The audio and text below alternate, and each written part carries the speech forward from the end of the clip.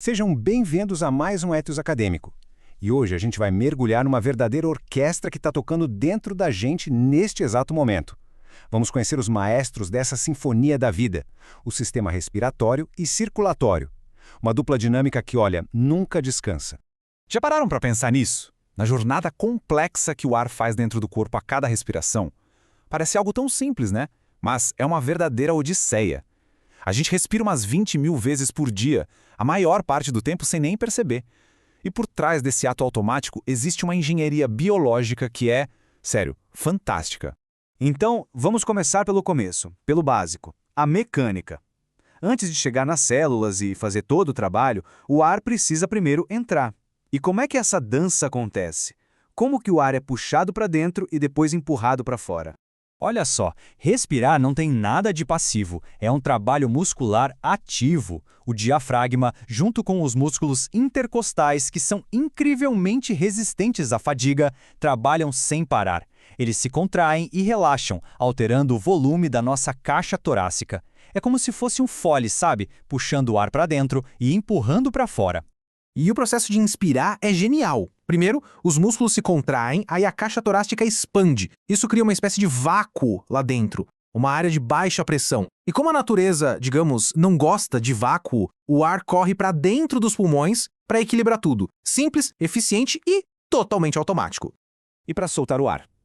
Bom, no dia a dia é só relaxar. Os músculos descansam e a própria elasticidade do tórax faz o serviço. É um processo passivo. Agora, se a gente está correndo ou precisa tossir com força, aí a história muda. A expiração se torna ativa e os músculos do abdômen entram em cena para ajudar a expulsar esse ar com mais potência. Certo, o ar chegou no destino final, os pulmões. E agora?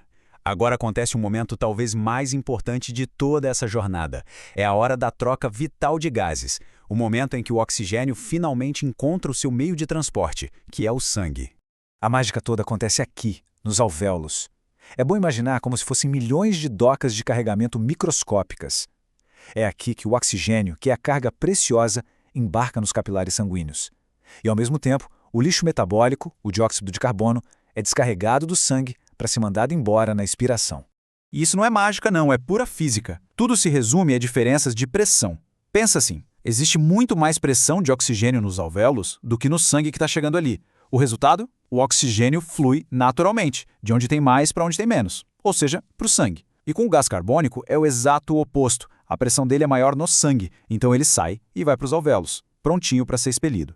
Mas como é que o oxigênio viaja pelo corpo? Ele não vai sozinho, não. Ele pega uma carona de luxo. A hemoglobina, uma proteína incrível que fica dentro das nossas hemácias, age como um verdadeiro táxi.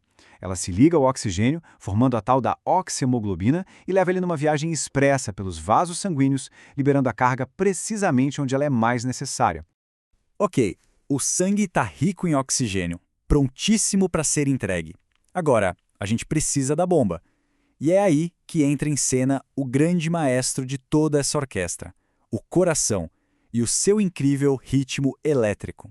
E aqui vai um dos fatos mais impressionantes sobre o corpo humano, o automatismo cardíaco.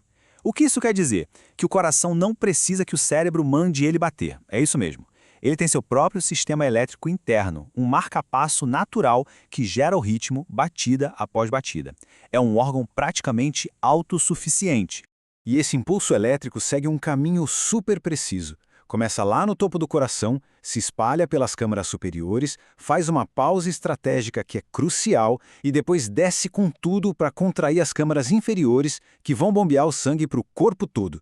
É uma coreografia elétrica perfeita, que garante que tudo aconteça na ordem exata.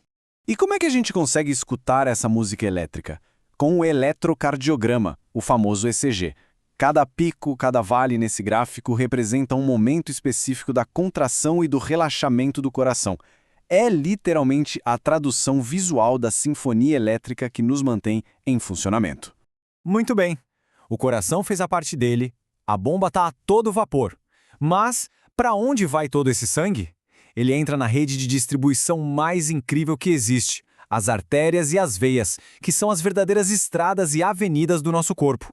Na verdade, a gente tem dois circuitos que funcionam juntos. A pequena circulação é um bate-volta rápido, coração, pulmões, coração. O objetivo é um só: pegar oxigênio.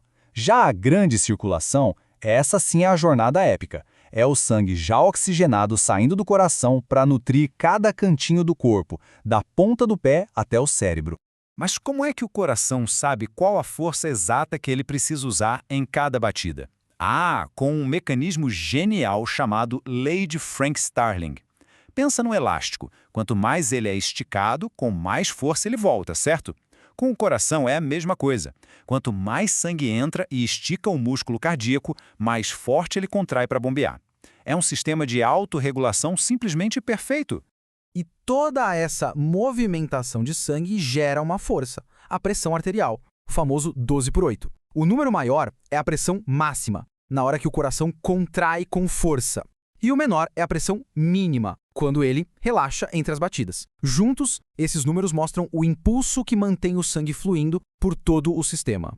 Só que essa pressão não pode ser sempre a mesma. Se alguém levanta rápido ou começa a correr, o corpo precisa se ajustar na hora. E aqui a gente entra na parte final da nossa conversa. O controle fino, a regulação constante que mantém tudo em perfeito equilíbrio. Para os ajustes rápidos, o corpo tem sensores de pressão nas principais artérias. Se a pressão sobe demais, eles imediatamente ligam para o centro de controle no cérebro. E a resposta é instantânea. O cérebro manda o coração desacelerar e a pressão volta ao normal. É um sistema de segurança que funciona em questão de segundos. Já o controle a longo prazo é outra história, é um ajuste mais lento. E os protagonistas aqui são os rins. Eles funcionam como os controladores do volume de água do sistema.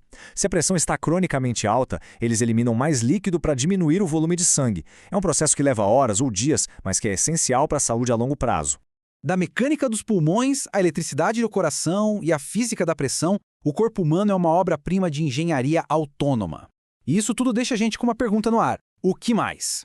Que outra maravilha silenciosa está acontecendo dentro de nós agora mesmo, sem que a gente nem se dê conta?